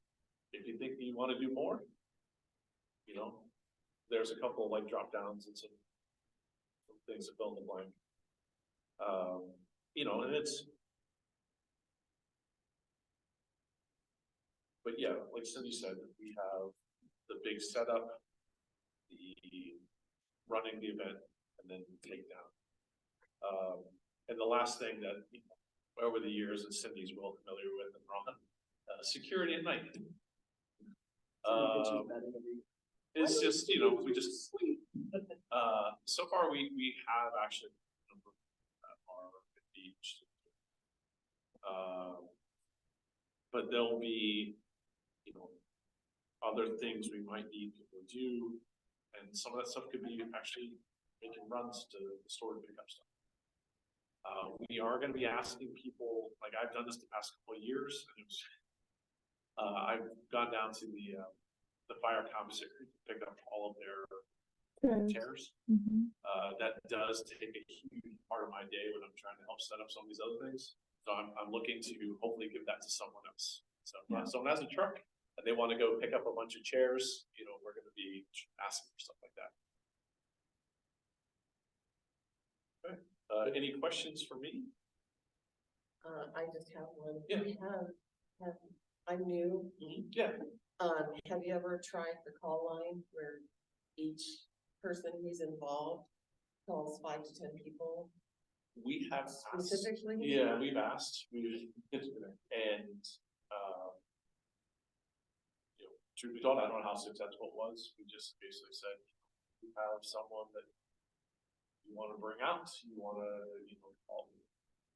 By all means, please do this. You mean for the club? That's Yeah. what I meant for the club. Yeah. Right? How we always say, if we need this big mass of help, each of us should call 5 people. And just Yeah. touch base, because they don't read the minutes, they don't, you know, miss that nap where we, you know, we really, that's the hard thing. And we're not that big of a club. We're actually only have like 70 to 80 I know. But that's still big enough. But even if But it if was you an just call email, 5. we don't Yeah. even send the direct email that says, this is Cindy. Hey, Nancy, do you think you could help? Because I know you do these Yeah. things, right? Well, and then, and again, this is also not just club. This is anyone, you know, friends in the community. Oh. You have someone that, Two different things. Yeah. The club being a sponsor and being involved can make that effort to get those people who go, there are people out there who go, I'd help, but nobody ever really asks me. And that's what they expect, that direct ask, not it's posted and then somebody vaguely mentions, oh, needed on the net, you know, there's just people like that. I'll call 10. Yeah. I don't have any problem. And So you we'll get the talk more, phone. we'll talk more. I know, and then it becomes, well, who gets the list and is it public information? I don't wanna do that today. I have an announcement. Great. When you're Yeah. done with field day and all that Great. stuff. So June 1st is the Hub's annual exercise. It is not very radio centric this year. We do a lot of radio in the past, and we've sort of got a bunch of new members that need fundamental operation practice. And so we're focusing on that, but we would love to have radio people show up, because that's your chance to actually be in a hub and see how it works, so that when you're really doing radio operations, you have a better understanding of what goes on outside your immediate view. So I noticed it's not posted on the calendar, so I will get that information to John. It's June 1st. And Cindy's brain just went dead. I think it's 1 to 3 or noon to 3 or something like that. It's an afternoon, very short period on Saturday, June 1st. And the only West Seattle location this year will be up in the junction at Hope Lutheran. So. I did it last year. It was a lot of fun. It is so interesting. It's so community building, and you meet so many interesting people. So. I don't remember you being there.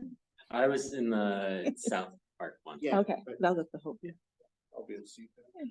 Oh, I know, Hopefully that was part of why we said, you know, it's okay if we just don't do so much radio because it's CPAC weekend. That was the only weekend that most hubs could participate. Cindy, where is that located again? Hope Lutheran School is, you know, where the Fisherman Angling Store is? It's on Oregon. And so the school is on that corner right across from the fisherman place, and the hub is in the parking lot behind the school. The 42nd Avenue, is that what it is? Something Like, like I'm on generic level today. Oregon but- and- yeah. Yeah. Oregon's the only. I think Yeah, it's like Oregon and 42nd. 42nd Avenue, something like that. So See, really it's the same one we're at last. We Yeah. did that one last. Yep. when you say on 42nd, Go, as you go north, then. No, it's on east. It's where the church is. Huh? It's east of the actual church sanctuary. Okay, so it's on off the Oregon. Yes. Okay. Sorry, are you, Nope, that's it. questions for Cindy at all? I also wanted to just say that, so there's currently no club meeting scheduled in June. There's also no club meeting scheduled in July because of the West Seattle Grand Parade. We could do more if folks want. There's no reason, the space is available to us. And certainly, I mean, I didn't even talk about using weather radio for weather satellites. So there's lots of content we could come up with.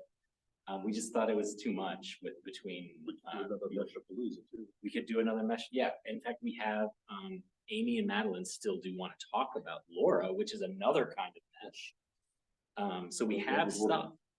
Those two could merge really well together. Yeah, exactly, yeah. So, if there's interest in that, we can do that. I think if there's a prior club meeting, we talked about how, well, there's already field day, there's already the West Seattle Grand Parade, and it's summer and folks want to do other stuff outside. So it just seemed like too much, so we just canceled those two meetings. But that wasn't some blessed, When's your next board meeting? that we just had a board meeting, 2 weeks ago. So it'll be in 3 months. See, that would might, that means, if there was a board meeting in the summer, that would be okay, because then we could talk some. Yeah. The typical board sort of stuff that does have to Right. happen in these meetings. So that might be the only other, there might just be watch for a need to have some kind of impromptu. Sure. Right. There will. Don't we have an alternate thing then? Well, so the August meeting is the club picnic. We have the shelter reserved, thanks to Nancy. Good thing for people that are on top of this stuff. And we had talked about doing an informal evening thing on Alki the day of the West Seattle Grand Parade. So after the West Seattle Grand Parade is all wrapped up and people cleaned up, meeting down on the beach. But that sort of hasn't materialized. And so any of these things we could do, it just takes, effort to. I don't think there's a need for it right now, but I think all of us be sensitive to the topics that are being suggested, that we'd like, an opportunity to actually engage everybody and make sure we're all on the same page with what's coming up. And it's possible that the contact will be in July. So, and we won't find out until June. And it sounds like we might not even know the particular day until a week before. That's really hard to do outreach. Yeah. You know what, NASA kind of tells you when they're allowed to talk. But there will be programming and things like that going on at the Civic Science Center, and those things we will have better visibility into. Even if the contact happens on July, they're still going to do programming the rest of the year. Our technical mentor is their director of operations, so we're the best insight into that. So I would just say every Monday, we should just say, is there a need for a meeting? Yes. Right? And then just have people go, yeah, we brought up 16 things, in the business part, we should actually, so, and just say, let it flow. Yes, that's a great Really idea. sensible. And there's only 10 of us here, but on the Monday night nets, there have been like 30 to 40 people every Monday night client. Very low turnout this last week, but And low turnout was like 28 or 29. 29. So like, yeah. And speaking of the net, I'm kind of wondering if we might want to expand the time a little bit. Maybe we can put the ACS guys to start there 15 minutes earlier, but I'm kind of wondering, should we look at starting early check-ins about 6 o'clock and then start the actual net at 6:15 and schedule it till 7? Yeah, that's a great idea. Agreed. Yeah, that's a good idea. So you're proposing asking ACS to do it earlier, and so we Yeah, start- and quite frankly, The Southwest sector. Right. Yeah, quite frankly, this, Extremely low turnout. Yeah. And, yeah, I don't think I that, think we only have 2 or 3 scheduled, not control right now. Yeah, and I missed it, what was the? move the early check-ins to 6 o'clock. Yeah. And then if ACS wants to still have, some time, they can move theirs 15 minutes earlier. So what's, I guess, then what would be for the 3 Southwest sector CS people that show up apparently? We're all here except for Ron. Yeah, so, No, no, yeah, but I think that's a no-brainer, because each side can do their own thing. And it doesn't even have to be Monday night. I mean, it just have to be because that's what all the nets are. Yeah. Everybody's at the radio already. so then maybe on I'll take Monday, the action to. There's an ACS part, but you got, I'll take the action to communicate to the Southwest sector and ACS saying we're gonna make a new decision. Probably just move it 15 minutes early. Right. I gotta leave enough time to cook and eat dinner. This is the problem. It's like, you know, you're shoving food down as the person that started. the other thing that I guess I should add is that, John Walling and I sort of had an informal Monday meeting where we talk about website stuff. So, and there's no reason that other people can't, we just have been doing that because we're actively working on our website, adding, trying to get to the point where it's easy to have stuff. Are you doing that on the radio or? It's on, we're doing that on Zoom. On Zoom. And so it's just an informal thing, but maybe we should just add that to the club calendar so that people can participate in that too. It's really not anything magical. I don't want to overstate, like, it really is just John and I, like, hey, I was gonna add a page, like Eric's got this content that he wanted to put in. But that's good, because if somebody's doing something and you're like, oh, I need to get it on the web, they have to do it. Right. Send it to you. Cool. I think that's everything. So we'll talk to everybody on Monday, hopefully. I'll be there. Great. I'll be there. Okay.